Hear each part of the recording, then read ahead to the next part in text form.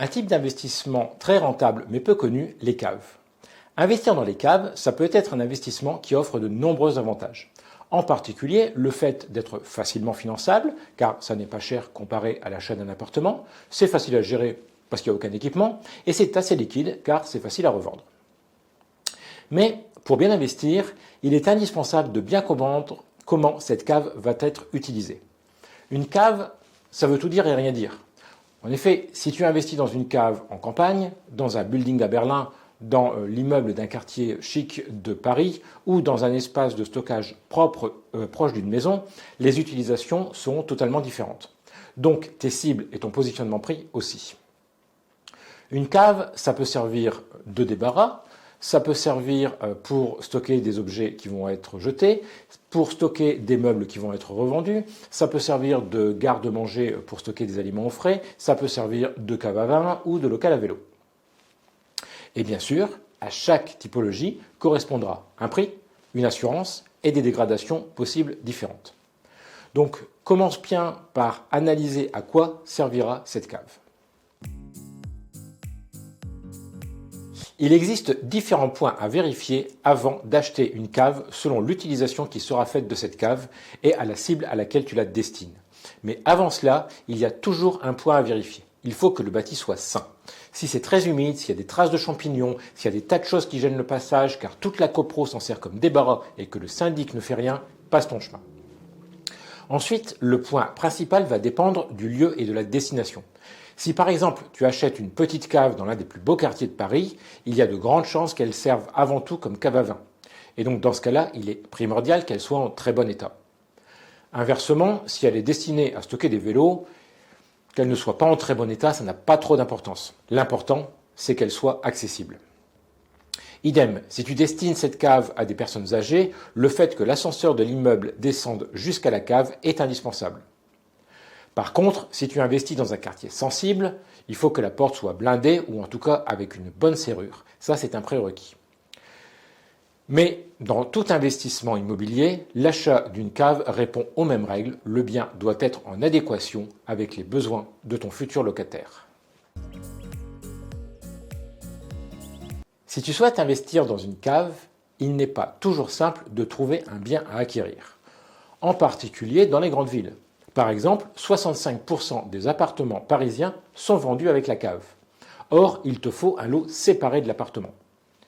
Pour en trouver un qui soit vendu de façon indépendante, il faut surtout consulter les sites de petites annonces entre particuliers ou miser sur le bouche à oreille.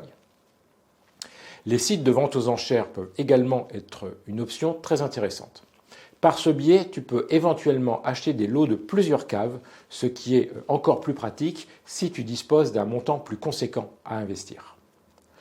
Une autre façon très efficace, c'est la publicité toute boîte. Photocopier une lettre avec une proposition de rachat claire, par exemple en disant « Je cherche une cave dans le quartier pour X euros du mètre carré, entre 5 et 15 mètres carrés. Si vous en avez une à vendre, appelez-moi au et mettre son numéro de téléphone. » Bien, il y a énormément de personnes âgées qui ont des caves qu'elles n'utilisent plus et qui seront contentes de récupérer un peu d'argent. Enfin, bien sûr, il reste les réseaux sociaux avec de nombreux groupes sur Facebook qui sont aussi un bon moyen de dégoter des bonnes affaires.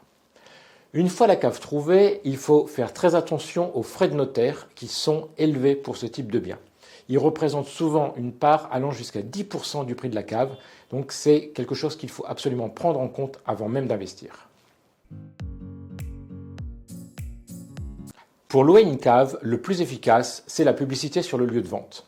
Mettre une annonce sur le tableau d'affichage de l'immeuble ou chez les commerçants du coin est une méthode éprouvée. Sinon, tu peux bien sûr passer par une agence locale, mais généralement, elles ne sont pas d'une efficacité redoutable, car ce n'est pas un marché qu'elles connaissent bien. Le plus simple est encore d'utiliser les sites de petites annonces entre particuliers ou les réseaux sociaux. Il y a sur Facebook de nombreux groupes qui traitent de cette problématique. Il existe par ailleurs des sites de mise en relation de voisinage comme Allo Voisin. Quel que soit le média choisi, il est indispensable de soigner ton annonce. Je te conseille de bien mettre toutes les infos sur ta cave, de belles photos avec une belle luminosité et bien sûr tes coordonnées. Exactement comme n'importe quel bien immobilier. Ensuite, il faut bien positionner le prix et la destination de cette cave.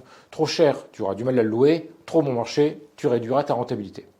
Enfin, si tu n'as pas envie de gérer tout cela toi-même, tu peux passer par des plateformes spécialisées qui prendront un pourcentage sur les loyers pour se rémunérer, mais qui s'occupent de tout, comme par exemple JeStock, WeStock, CoStorage ou Homebox. Acheter des grandes caves qui font plusieurs dizaines de mètres carrés peut être très intéressant. En effet, le prix au mètre carré sera moindre que dans des petites surfaces ayant la même surface totale. Alors, bien sûr, la première idée qui vient, c'est de découper la cave en plusieurs box pour faire des petits box que l'on louera à l'unité, ce qui permet d'augmenter la rentabilité globale. Mais ça peut aussi être intéressant de penser à un usage professionnel de la cave et de la proposer pour cet usage spécifique. Par exemple, il y a de plus en plus de vidéastes qui veulent se lancer sur YouTube et qui ont besoin d'un espace pour tourner leurs vidéos.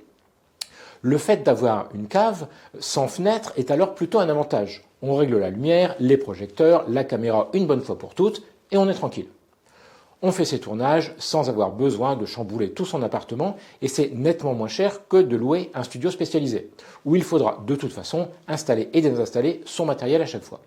Et c'est bien évidemment sans commune mesure avec le prix d'une location d'un petit appartement. Cela peut être aussi utilisé comme studio d'enregistrement pour les musiciens si l'isolation phonique est très bonne. Plus original, un copain avait installé une consigne avec des casiers du style Amazon Hub, comme il y en a dans certaines gares, et en fait des commerciaux de passage déposaient leurs affaires et ensuite allaient à leur rendez-vous. Bon, c'est un cas un peu spécial car sa société de domiciliation et de location de salles de réunion était juste au-dessus.